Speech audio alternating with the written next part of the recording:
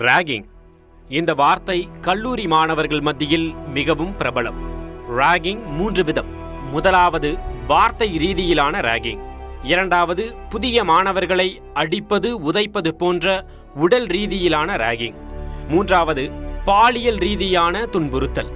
இது உளவியல் ரீதியாக புதிய மாணவர்களை துன்புறுத்துவது.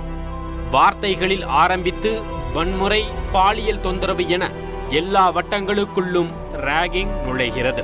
பொதுவாக பொறியியல் கல்லூரிகளுடன் ஒப்பிடுகையில் மருத்துவ கல்லூரிகளில் ராகிங் அதிகம் என்கிறது ஆய்வுகள்.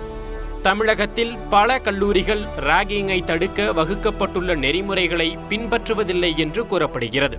கல்லூரிகள் தங்களின் இமேஜ் பாதிக்கப்பட்டுவிடக்கூடாது என்பதற்காக ராகிங் குற்றங்களை மறைத்து விடுவதும் இதுபோன்ற குற்றங்கள் அதிகரிக்க காரணம். ராகிங் செய்யும் மாணவர்கள் மீது குற்ற வழக்கு பதிவு செய்யலாம் என்கிறது உச்சநீதிமன்றம்.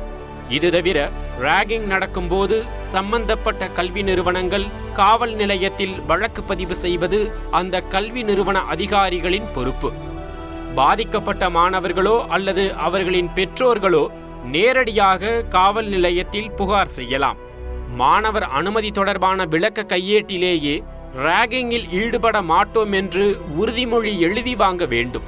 இந்த உறுதிமொழி மீறப்படும் பட்சத்தில் மாணவர்களை கல்வி நிறுவனங்கள் வெளியேற்றலாம். கல்வி நிறுவனங்களுக்கு பல்கலைக்கழக மானியக் குழு வழங்கியுள்ள வழிகாட்டல்கள் என்னவென்றால், செயற்கை கையேட்டில் ராகிங் தடுப்பு ஹெல்ப்லைன் எண்ணை வெளியிட வேண்டும்.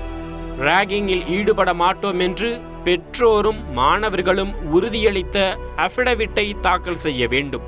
புதிதாக சேரும் அனைத்து மாணவர்களுக்கும் சம்பந்தப்பட்ட நிர்வாகிகளின் தொலைபேசி எண் மற்றும் முகவரி அடங்கிய நோட்டீஸை விநியோகிக்க வேண்டும். புகார் கொடுப்பவரின் அடையாளம் பாதுகாக்கப்பட வேண்டும். முடிந்த அளவிற்கு புதிதாக சேர்ப்பவர்களை சீனியர்களுடன் அல்லாமல் தனி தங்கும் விடுதிகளில் தங்க வைக்க முயற்சிக்க வேண்டும்.